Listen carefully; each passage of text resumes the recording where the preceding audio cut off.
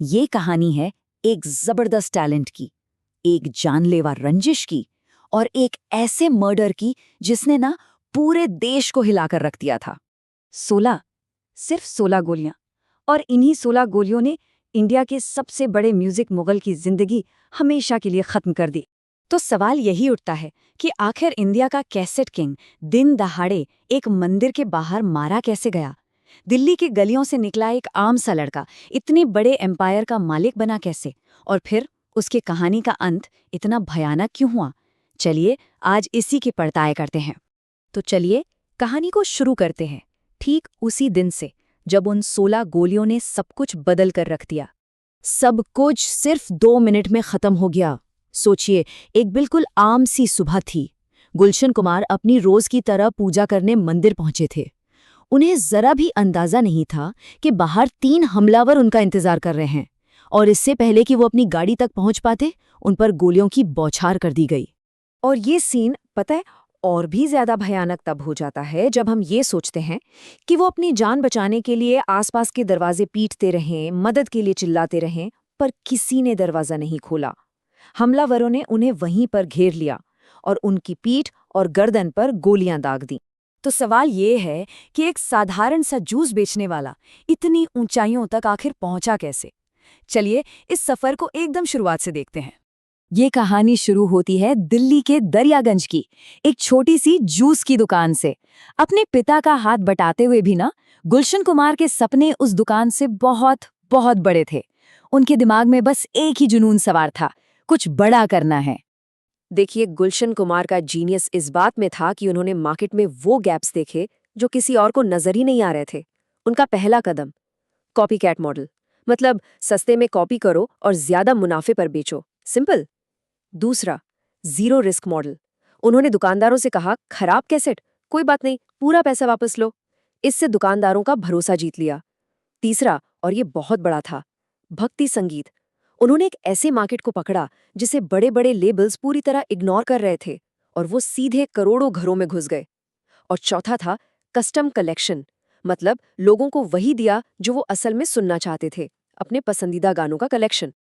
तो बात एकदम सीधी है। एक तरफ थी बड़ी कंपनियां जो दुकानदारों पर खराब माल का सारा बोझ डाल देती थीं। दूसरी तरफ थी टी सीरीज जो उन्हें पूरी सेफ्टी दे रही थी। एक तरफ थी बड़ी कंपनियां जो लोगों को पूरी की पूरी एल्बम खरीदने पर मजबूर करती थीं। दूसरी तरफ टी सीरीज थी जो लोगों को उनके मनपसंद गानों का कलेक्शन दे रही थी। और बस इसी वजह से टी सीरीज देखते ही देखते हर गली, हर नुक्कड़ पर छा गई। गुलशन कुमार की एक और खासियत थी, वो नए टैलेंट को मौका देने से कभी पीछे नहीं हटते थे। पर किसे पता था कि उनकी यही उदारता, उनकी यही दरियादिली एक दिन एक जानलेवा रंजिश की वजह बन जाएगी। याद है 1990 की आशिकी? उसके गानों ने तो जैसे धूम मचा दी थी। उन गानों को बनाने का मौका गुलशन कुमार ने ही एक नई जोड़ी नदीम श्रवण को दिया था। और बस इस एक फिल्म ने नदीम श्रवण को रातों रात सुपरस्टार बना डाला। लेकिन इस जबरदस्त कामयाबी के साथ आई एक बहुत बड़ी प्रॉब्लम। जो नदीम सैफी था वो कंपोजर तो था ही, पर अब उसे सिंगर भी बनना था। गुलशन कुमार ने उसकी एक एल्बम निकाली भी, पर वो चली नहीं, फ्लॉप हो गई।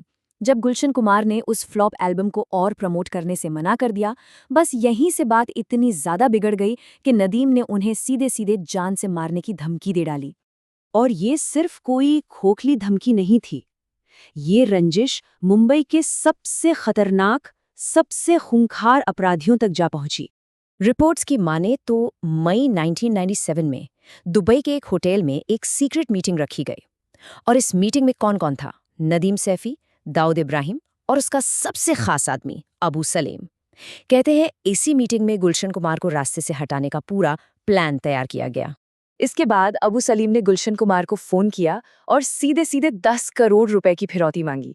पर गुलशन कुमार ने इस धमकी को ज्यादा सीरियसली नहीं लिया।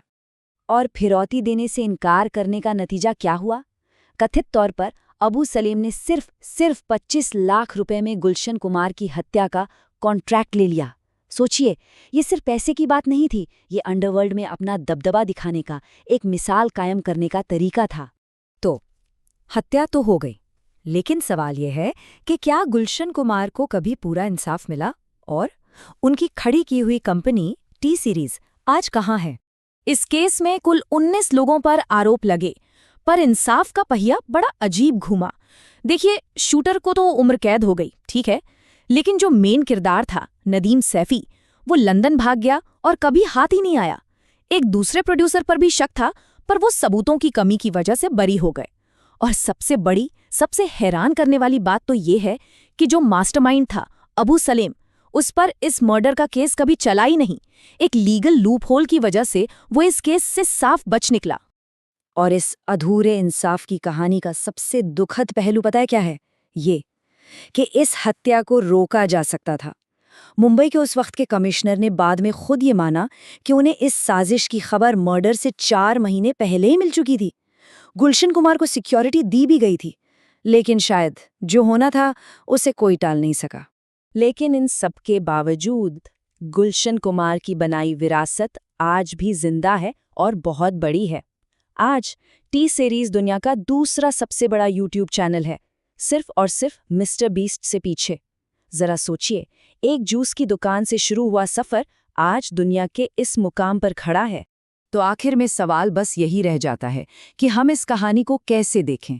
एक ऐसे जीनियस की कहानी जिसने अपने दम पर एक पूरा एम्पायर खड़ा कर दिया, या फिर हमारे सिस्टम की एक दुखद नाकामी की कहानी जहां अक्सर सबसे बड़े गुनाहगार सजा से बच निकलते हैं।